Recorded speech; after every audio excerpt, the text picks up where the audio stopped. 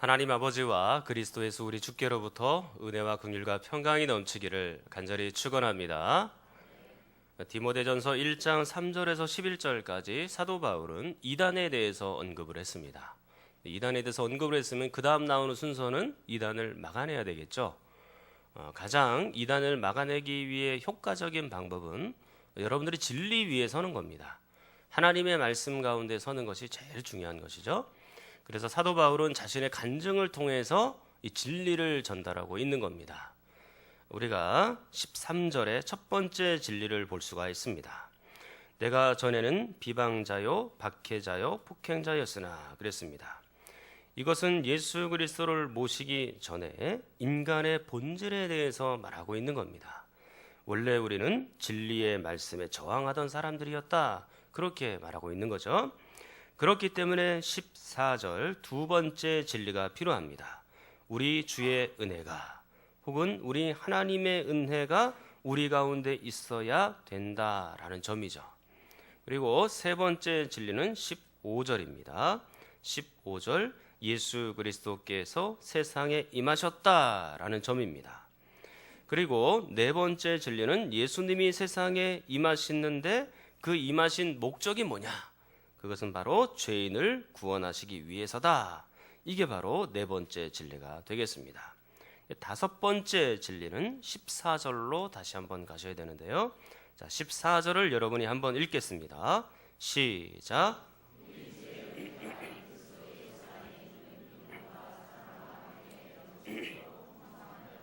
아멘. 그리스도 예수 안에 있는 믿음과 사랑. 이것이 바로 다섯 번째 진리라고 말씀드릴 수 있겠습니다. 여기서 하나님의 은혜와 믿음과 사랑은 아주 밀접하게 연관이 되어 있죠. 하나님의 은혜가 있어야 믿음도 오고 사랑도 제대로 할 수가 있는 겁니다. 우리가 아무리 노력한다 그래서 그리고 우리가 아무리 가지고 싶다 그래서 믿음이나 사랑을 막 가질 수 있는 건 아니에요. 하나님께서 오셔서 선물로 주셔야 가능한 것이거든요. 그래서 이 믿음도 사랑도 하나님의 은혜 아래 있음을 기억해야 되는 것입니다. 자, 그런데 우리 성도들은 이 믿음과 사랑을 이제는 여러분들이 실천하면서 살았으면 좋겠다라는 생각이 듭니다. 특히 사랑의 실천이 우리 교회 가운데 넘쳤으면 좋겠습니다. 우리가 그리스도로 말미암아 죄를 용서받고 그리고 하나님께서 우리를 너그럽게 대해 주셨는데 우리는 다른 사람들을 향해서 얼마나 너그럽게 대하고 있고 얼마나 사랑하며 살고 있느냐 그 얘기입니다. 저는 하나님으로부터 용서받고 살아가고 있고 여러분들도 하나님으로부터 용서를 이미 받고 살아가고 있습니다. 그리고 어쩌면 다른 사람들에게 내가 수도 없이 실수하고 잘못된 점들을 많이 보이는데도 불구하고 그 상대방들이 나를 용서해 주기 때문에 나도 또한 용기를 얻어서 이 땅에 살아가고 있는 것이거든요. 그렇다면 우리도 하나님을 닮아서 그리고 다른 사랑의 사람들을 닮아서 우리도 사랑하는 사람이 되어야 된다. 그 말씀이 되겠습니다. 저는 여러분들이 신앙에 있어서 큰 사람이 되기를 간절히 축원합니다. 정말로 큰 사람이 되어야 되는 거예요. 아름드리 나무처럼 큰 나무가 되어서 그곳에서 다른 사람들이 와서 깃들일 수 있을 만큼 그런 사람이 되었으면 좋겠다라는 생각이 듭니다. 신앙이 크다는 것은 믿음만 크다라는 것을 얘기하지는 않습니다. 믿음도 커야 되고 그 믿음을 삶으로 옮겨놓는 것도 커야 되는 것입니다. 말하는 것이나 인격적인 것도 다 갖추어져야 된다는 거죠. 그래서 기도는 열심히 하고 성경은 열심히 읽는데 말하는 것이나 생각하는 것이나 행동하는 걸 보면 믿음 있는 사람답지 않다. 그러면 큰 사람이라고 얘기하기가 어려운 거예요. 반대로 인격적으로 보이지만 말도 차분하게 하고 그리고 생각도 바르게 하는 것처럼 보이지만 성경도 사랑하지 않고 기도도 사랑하지 않고 예배도 사랑하지 않는다면 그 사람은 큰 사람이라고 얘기하기가 어려운 거예요. 저의 목회의 목표는 여러분들이 성숙한 신앙 그리고 여러분들이 온전한 신앙에까지 그렇게 자라나는 것이 목회의 목표입니다. 그래서 목회가 끝날 때쯤 되었으면 여러분들이 이만큼 성장하고 자라나기를 바라는데 이게 뭐 첫 술에 배부를 수는 없죠.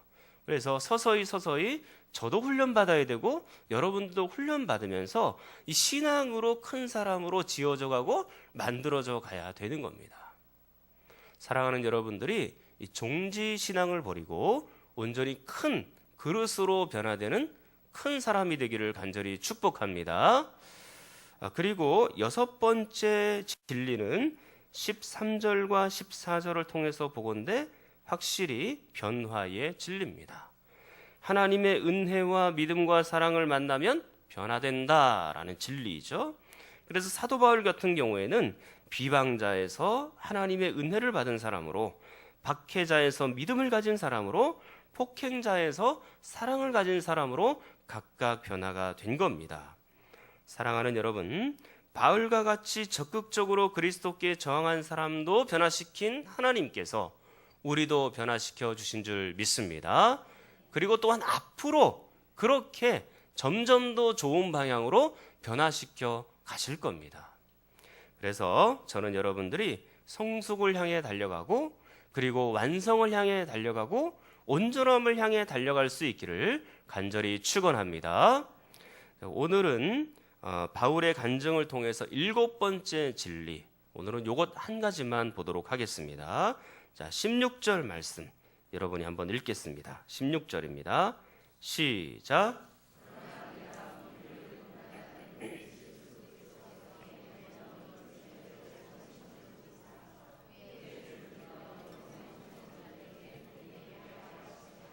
아멘. 16절에서 보이는 진리는 무엇이냐? 그것은 그리스도의 오래 참음입니다. 그리스도의 인내입니다. 그리스도께서 인내하셨다는 사실은 참으로 진리이죠. 그리스도의 인내의 대상이 누구일까요? 오늘 16절 말씀을 보니까 내가 그랬으니까 사도 바울이 1차로 해당이 되겠습니다. 그리고 또한 우리도 그리스도의 인내의 대상이었다. 그리고 대상이다. 그렇게 말씀드릴 수가 있겠죠.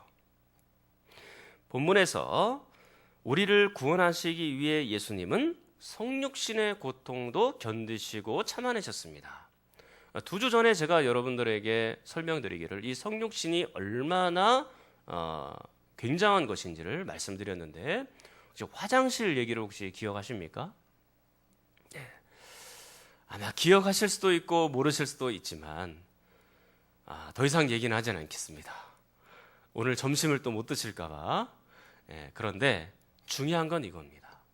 우리와 같이 지저분하고 거룩하지 못한 사람들에게 그리스도처럼 흠없고 정결하고 깨끗한 분이 성육신하고 내려오신 것은 굉장한 인내였다라는 것입니다.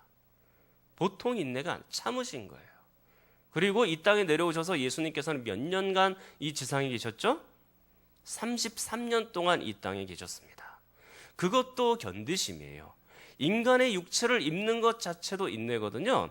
그런데 그 예수님께서 하나님이신 예수님이 줄이기도 하시고 목마르기도 하시고 피곤하게 하시기도 하시고 그런 모든 과정들을 겪었다는 것은 그리스도의 거룩하신 인내인 거예요. 뿐만 아니라 예수님은 33년째 되던 해에 십자가에서 죽으셨죠. 그것도 인내입니다. 예수님이 십자가에서 못 박혀 죽으신 것을 우리는 육체적인 고통만 생각하기가 쉽습니다. 그러나 예수님이 채찍에 맞고 그리고 또 예수님께서 가시관을 쓰셨고 또 예수님께서 양손과 발에 못 박히셨다. 그런 육체적인 고통에만 우리는 초점을 맞출 수도 있지만 그러나 더 심각한 고통이 있어요. 그것은 무엇이냐? 하나님과의 교제가 단절된 고통인 것입니다. 삼위일체 하나님은 완전한 교제를 이루고 계시는 분이에요. 그런데 그 삼위일체 하나님께서 예수 그리스도께서 십자가에서 죽으실 때 그 하나님으로부터 버림받은 고통, 그리고 교제가 단절되는 고통은 보통 고통이 아닌 겁니다. 그래서 예수님이 십자가에서 죽으시기 전에 뭐라고 호소하십니까? 나의 하나님, 어찌하여 나를 버리셨나이까 그렇게 호소하지 않습니까? 하나님으로부터 버림받은 고통, 하나님과의 교제가 단절된 고통은 굉장히 큰 거예요. 우리는 뭐 하나님과 교제하지 않고도 또 심지어는 하나님과의 교통이 끊어졌음에도 불구하고 그렇게 뭐 고통스럽다라는 느낌을 못 가지는 사람도 많습니다. 그러나 예수 그리스도 삼위일체 하나님은 그렇지 않아요. 그분들은 완전한 교제와 교통을 이루고 있기 때문에 그 한 곳에서 끊어진다는 것은 굉장히 큰 고통인 겁니다. 이것도 다 인내하신 거예요. 다 참으신 겁니다. 누구를 위해서요? 진리에 저항한 사도 바울을 위하여. 그리고 그 이후에 영생을 얻어 주님께로 돌아올 사람들을 위하여, 그리고 저와 여러분들을 위해서 그 고통을 다 인내하신 겁니다. 예수 그리스도의 인내는 우리가 생각한 것보다 훨씬 더 큰 인내고 놀라운 인내예요. 성경을 한번 볼게요. 자, 15절입니다. 15절 끝부분에 보면 이렇게 되어 있죠. 죄인 중에 내가 괴수니라 그랬습니다. 이 괴수라는 단어를 염두에 두십시오. 그리고 16절 말씀.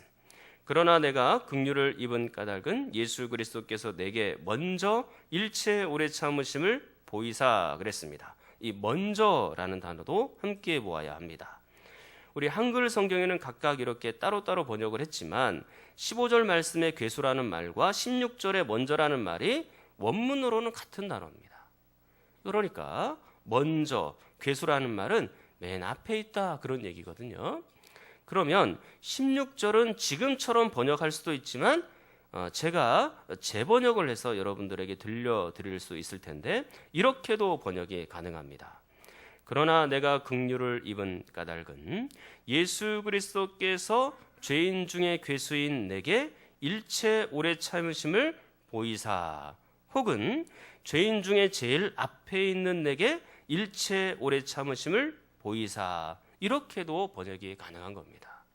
그러니까 사도 바울이 자신의 죄가 얼마나 중한지 자신의 죄인됨을 잘 인식하고 있는 모습을 오늘 이 16절 말씀 15절에서 보여주고 있는 겁니다.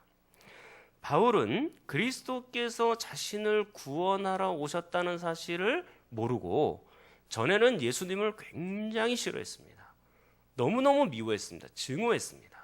그래서 그 예수님을 비방하였고 예수님을 따르는 제자들과 무리들을 향하여서 폭행을 가하고 또 그들을 옥에 가두고 몹시 싫어한 표정들을 늘 나타내었던 것입니다. 그런데 한번 생각해 보십시오.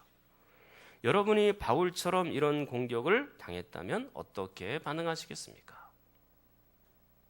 우리가 다른 사람에게, 상대방에게 정말 잘해줬어요.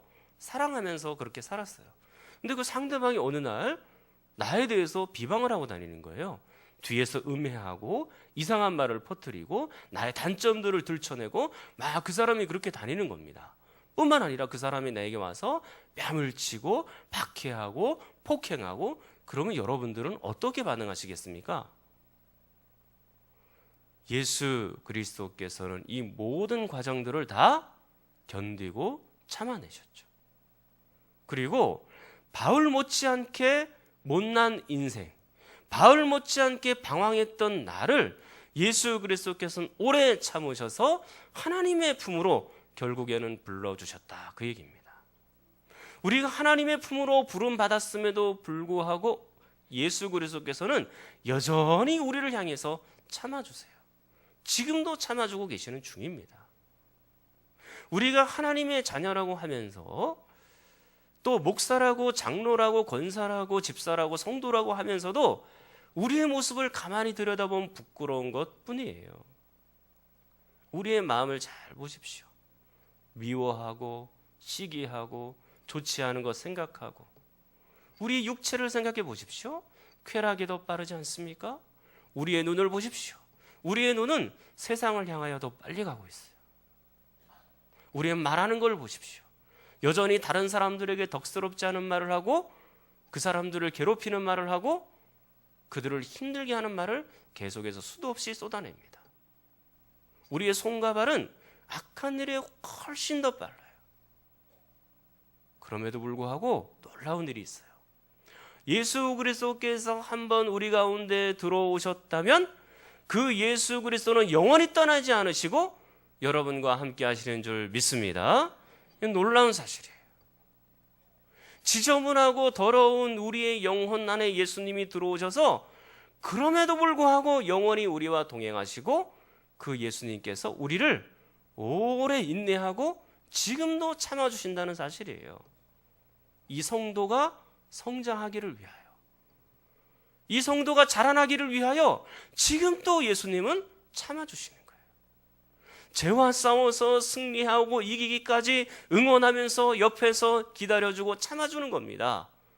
예수께서 지금 그렇게 하고 계시는 것이죠. 그런 예수님을 생각할 때마다 송구하기도 하고 감사하기도 하고 그렇습니다. 우리는 계속해서 16절 그리스도의 인내에서 흥미로운 단어를 발견할 수가 있습니다.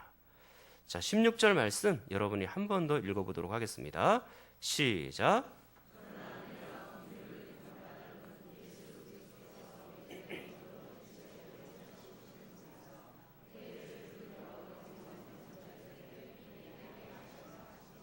아멘. 보이사라는 단어입니다. 이것은 단순히 바울에게 그리스도의 오래 참으심을 보여주셨다 이런 표현도 맞지만 또 다른 의미도 있습니다. 이것은 바로 증거를 제출하였다라는 의미도 있는 겁니다. 원래는 증거를 제출하였다 여기서 파송된 단어가 보이다예요.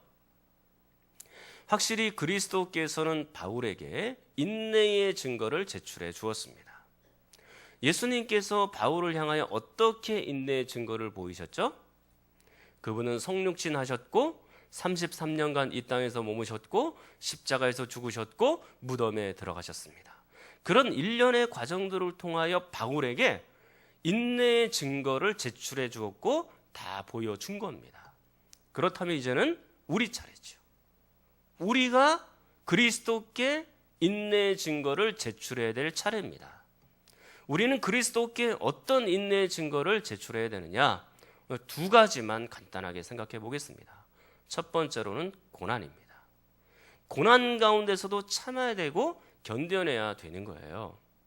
우리가 죄로 인하여 고난을 받든 애매하게 고난을 받든 핍박과 아니면은 예수 그리스도의 영광을 위하여 고난을 받든지 다 견뎌내고 참아야 되는 겁니다. 왜요? 예수 그리스도께서 다 견디셨기 때문에 그런 거예요. 사도 바울은 이 모든 과정들을 다 견디면서 참아내었습니다. 성경을 한번 보겠습니다. 디모데후서입니다. 디모데후서 1장으로 가보겠습니다. 디모데후서 1장. 제가 디모데후서 1장을 설교한 지가 1년이 지났습니다. 근데 혹시 여러분들이 기억이 나실지 모르겠어요. 1년이 지나서. 그런데 1장 8절부터 2장 13절까지 주제가 크게 있었는데 제가 9번에 걸쳐서 설교를 했습니다. 이 주제를 가지고 설교를 했었는데요. 자, 이 부분의 주제가 무엇일까요? 네? 어떻게 하셨어요? 복음과 함께 고난을 받으라. 어떻게 하셨습니까? 적어 놓으셨군요. 예. 안 보고 다 외우십니까? 대단하십니다. 디모데후서 1장 8절에서 2장 13절까지 말씀은요. 정말로 그렇습니다. 복음과 함께 고난을 받으라. 이게 주를 이루는 주제예요. 그러다가 2장 9절부터 13절 그 사이에 있는 끝부분에 가서 한번 보십시오. 9절입니다. 복음으로 말미암아 내가 죄인과 같이 매인인 데까지 고난을 받았으나 그랬습니다. 지금 사도 바울이 감옥에 죄인처럼 갇혀있다 그 얘기입니다. 이 죄인이라는 단어가 누가복음 23장에 있는 예수님과 함께 십자가에서 못 박혔던 행악자, 강도들을 얘기하고 있는 것이죠. 그런데 마치 바울이 이 행악자처럼 죄인처럼 감옥에 갇혀 있는 거예요. 바울이 뭐 잘못한 게 있나요? 바울은 그저 사람들의 생명을 살리려고 복음을 전한 것 뿐이에요. 그런데 죄인처럼 고난을 받고 있는 겁니다. 그때 바울이 어떻게 하는지를 보십시오. 10절입니다. 자, 10절 말씀 여러분 읽겠습니다. 시작.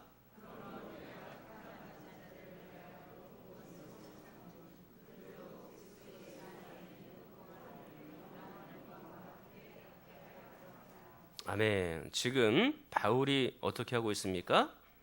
죄인으로 감옥에 갇혀 있음에도 불구하고 고난받고 있음에도 불구하고 10절에 보니까 참았다라고 이야기를 하죠.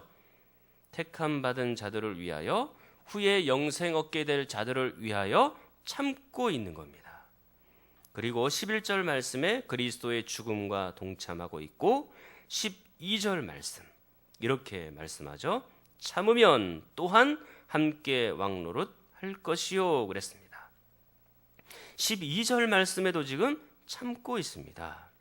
참으면 그리스도와 함께 왕노릇 할 수 있기 때문에 앞으로 다가올 영광을 바라보면서 왕노릇 할 것들을 생각하고 앞으로 바라보면서 참고 있는 거죠. 사랑하는 성도 여러분, 여러분들이 지금 당하고 있는 고난이 매우 감당하기 어려운 것처럼 보일 수 있습니다. 너무너무 무거워서 어떻게 해야 될지 모를 정도의 고난일 수 있습니다. 그러나 시간이 지나면 압니다. 그것은 우리의 신앙의 성장의 밑거름이었다는 것을 알게 됩니다. 우리를 큰 사람으로 만들기 위한 하나님의 계획이었다는 것을, 그리고 하나님의 과정이었다는 것을 그때 우리는 알게 되는 거예요. 저는 여러분이 일체 그리스도처럼 오래 참으셔서 마침내 그리스도께서 이 땅에 재림하실 때 그리스도와 함께 왕노릇하는 그런 여러분이 되기를 간절히 축원합니다. 마지막까지 참으셔야 되는 거예요. 자, 그리고 두 번째는 무엇이냐면 그리스도께 제출할 인내의 증거 두 번째는 바로 사람들입니다. 그러니까 다른 사람들에 대해서도 참아주시라 그 얘기입니다. 아까 초반에 제가 사랑에 대해서 말씀드릴 때 조금 더 보충 설명을 길게 했습니다만 사랑에 있어서 가장 중요한 요소 중에 하나가 무엇일까? 그것은 바로 인내라고 말씀드릴 수가 있습니다. 성경을 한번 볼게요. 고린도전서입니다. 고린도전서 13장 신약성경 278쪽입니다. 신약성경 278쪽 신약성경 278쪽 고린도전서 13장입니다. 고린도전서 13장 278쪽 고린도전서 13장 신약성경 278쪽입니다. 신약성경 278쪽 고린도전서 13장 4절에서 7절입니다. 다 못 찾으셨으면 이 화면을 보시면 됩니다. 자, 4절부터 7절까지는 사랑의 본질에 대해서 우리에게 말씀해 놓고 있거든요. 근데 4절 시작하면서 이렇게 시작을 합니다. 사랑은 무엇입니까? 오래 참고 그랬어요. 그러니까 사랑에 대해서 표현하고 본질로 설명할 때 맨 앞에 나와 있는 것이 무엇입니까? 오래 참음이에요. 오래 참음. 사랑은 오래 참는 요소가 있어야 된다라고 말하는 거예요. 가장 중요한 요소 중에 하나죠. 그리고 7절을 한번 보십시오. 7절. 7절 보시면 모든 것을 어떻게 해요? 참으며 모든 것을 믿으며 모든 것을 바라며 모든 것을 어떻게 합니까?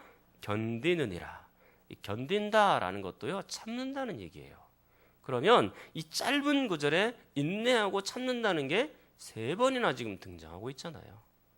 그러니까 우리가 얼마나 많이 참아야 하는지를 보여주고 있는 것이죠. 다른 사람들을 사랑할 때 가장 중요한 요소 중에 하나가 바로 참는 거예요. 견디는 거예요. 혈기도 참아내야 되고요. 말하는 것도 참아내야 됩니다. 하고 싶은 일이 많아도, 하고 싶은 말이 많아도 교회가 덕이 안 되고 성도들에게 상처를 입히고 덕이 안 된다면 그 말을 참아야 되는 거죠. 견뎌내야 되는 거죠. 사랑하는 성도 여러분, 그리스도께서는 진리에 대해서 저항했던 나를 참으시고 나를 참으셔서 생명을 구원하시고 살려내셨어요. 그리스도의 인내가 아니었다면 우리가 생명이 살아날 수가 없습니다. 그렇다면 여러분들도 다른 사람들을 향하여 참으시고 견디십시오. 다른 사람들의 생명을 살릴 줄 누가 알겠습니까? 저는 여러분들의 인내를 통하여 그리스도의 사랑이 다른 사람들에게도 미쳐지고 우리 교회가 훨씬 더 사랑으로 풍성해지는 교회가 되기를 간절히 축원합니다. 말씀을 맺겠습니다. 오늘은 그리스도의 인내를 살펴보았습니다. 죄인처럼 그리고 가장 앞에 있었던 사도 바울을 그리스도께서는 일체 참아주셨고, 그리고 나와 같이 부족한 사람도 참아주셔서 생명을 건져주셨습니다. 그리고 그 예수님은 지금도 나를 향해서 참아주고 계시는 중이시죠. 사랑하는 여러분, 사도 바울은 죄인 중에 가장 첫 자리에 있었어요. 회심 전에는 죄인의 가장 앞자리에 있었습니다. 그러나 회심 이후에는 은혜의 가장 앞자리로 와 있어요. 은혜의 자리로 옮겨진 순간 그는 뒤도 돌아보지 않고 과거도 돌아보지 않고 가장 고상한 지식 예수 그리스도를 향하여 믿음으로 끝까지 달려갔던 것입니다. 저는 여러분이 예수 그리스도의 인내를 힘입어서 바울과 같이 되기를 간절히 축원합니다. 죄인의 자리에서 은혜의 자리로 나올 수 있기를 간절히 축원합니다. 불완전함에서 완전함으로, 미성숙에서 성숙으로, 또 온전하지 못한 데서 온전함으로까지 갈 수 있는 여러분이 되기를 간절히 축원합니다. 우리 통성으로 함께 기도하겠습니다. 하나님 아버지, 내 마음과 고집대로 살았던 우리를 그리스도의 인내로 구원하여 주시니 감사합니다. 이렇게 구원받은 우리가 성숙하고 온전한 신앙을 가질 수 있도록 도와주시옵소서. 앞으로 더 많은 훈련과 연단이 필요하지만 예수님처럼 성숙한 믿음 갖기를 원합니다. 주님 오시는 그때까지 고난도 참고 기다리게 하시고 다른 이웃들을 위해서도 인내하며 살게 하여 주시옵소서. 우리 함께 주여 한번 부르짖고 기도합니다. 주여.